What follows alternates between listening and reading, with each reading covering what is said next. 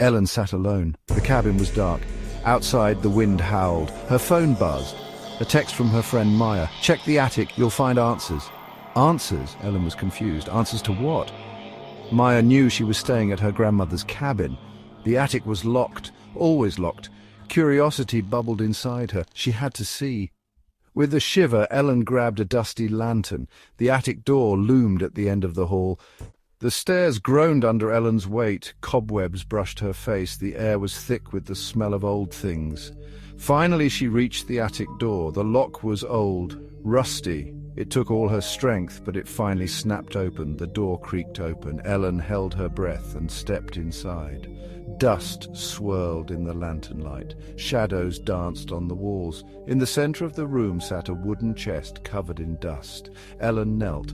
Her fingers traced the old, worn wood. This must be what Maya meant. She lifted the heavy lid. The chest was filled with yellowed clothes and faded photographs.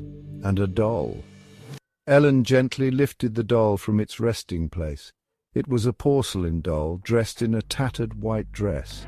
Its eyes were closed, but a single crack ran across its face, making it seem to grimace. Taped to its hand was a small folded note. Ellen's heart pounded. She unfolded the note. In shaky handwriting it read, "Beware the doll. She holds a grudge." A shiver ran down Ellen's spine. This was getting creepy. Suddenly the attic grew cold. Ellen felt a presence behind her. Turning slowly, she saw nothing, just shadows.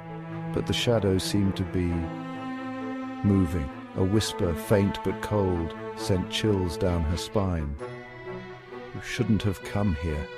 Ellen's breath caught in her throat. The voice seemed to come from the doll.